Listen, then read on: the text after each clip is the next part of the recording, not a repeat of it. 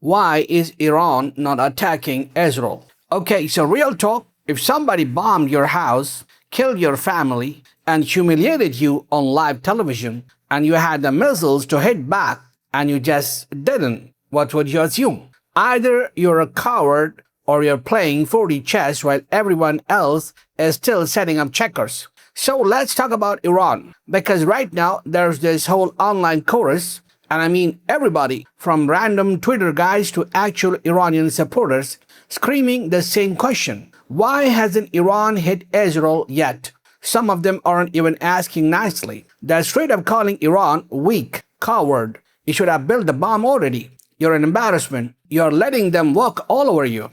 But here's the thing nobody's actually sitting with. What if the reason isn't weakness? What if it's the opposite? What if restraint is literally the entire strategy? Let's break down the actual reasons, because apparently there's three main ones. Reason one. Think about it like this. If you're in a fight with two guys, and one of them is standing next to you throwing punches, and the other one is standing across the street controlling every exit, who do you actually deal with first? Iran's whole calculation right now is built around making sure the United States fails at controlling that choke point. Israel is almost a side quest in this framing. The real main boss is Washington. So every move gets filtered through one question. Does this help us win the Hormuz fight, or does it distract from it? Reason two, and this one's almost religious. Literally, Iran does not start wars. I know, that sounds like a propaganda when you first hear it. But sit with it for a second. This is apparently baked into Iranian strategic culture and religious doctrine. The idea that you don't throw the first punch, you respond to one. Which, if you're a keyboard warrior demanding Iran nuke Tel Aviv by Tuesday, sounds soft. But if you're the one actually holding the missiles, thinking about what a first strike invites back onto your own civilians, we don't start it, we finish it, hits a little different. Reason three. And honestly, this is the spiciest one. Israel is having its own Thanksgiving dinner-level family drama right now. There is reportedly a serious internal political crisis happening inside Israel.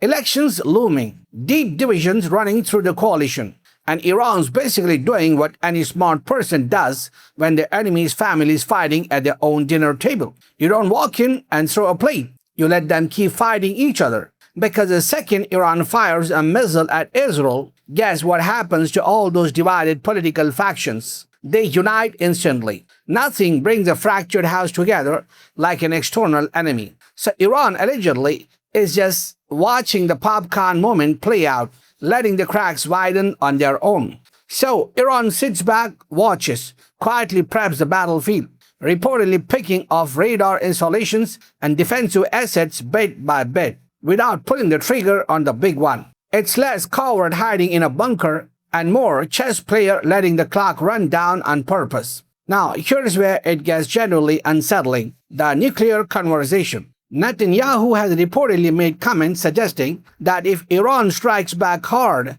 Israel's response could be so severe it implies nuclear retaliation. Just casually implying that. On television. Cool. Normal. Very reassuring for the millions of people living in that region on either side of the border. And on the Iranian side, the response isn't, "We are building a bomb tomorrow, watch this." It's more nuanced and honestly kind of chilling in its own quiet way. Iran has consistently maintained through multiple officials, some of whom have since reportedly been assassinated, that the country isn't pursuing nuclear weapons.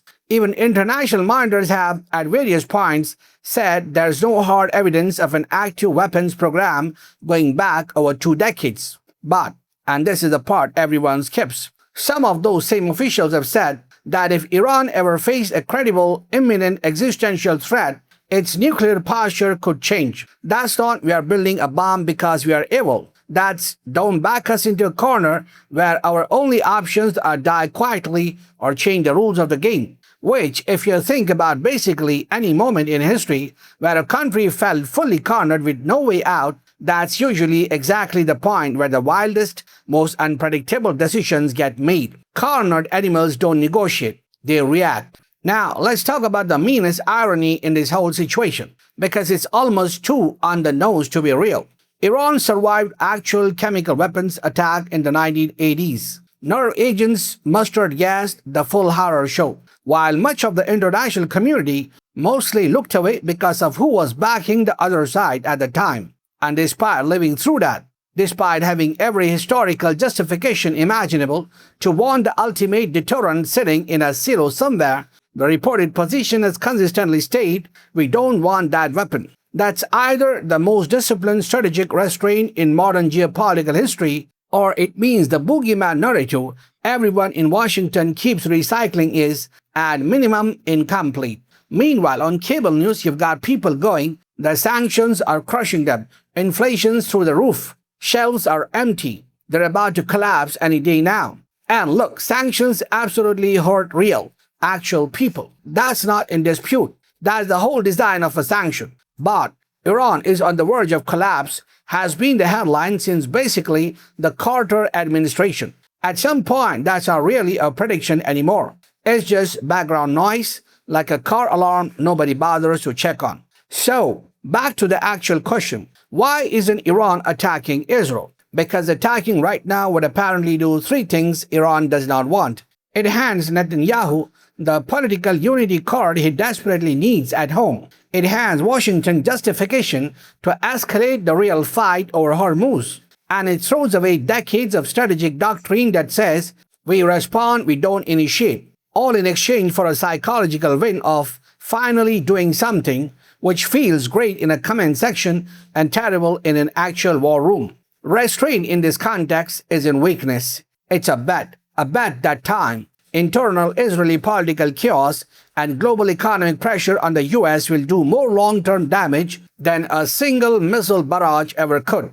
Now, am I saying Iran's the hero here? Absolutely not. This isn't a superhero movie. There is no white hat in this story. Iran's government has its own long, documented list of human rights issues, its own repression, its own reasons the world stays skeptical of it. This isn't a pick-a-side video. It's a understand the actual chessboard before you start yelling at the pieces video. But if you're out here calling Iran cowards for not attacking yet, maybe flip the question. Maybe the real question isn't why hasn't Iran attacked?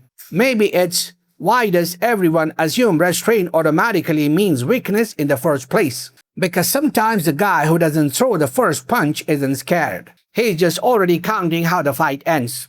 So that's all in this video. If you like the video, hit the like button, share it with your friends, and do subscribe to the channel. Thank you for watching.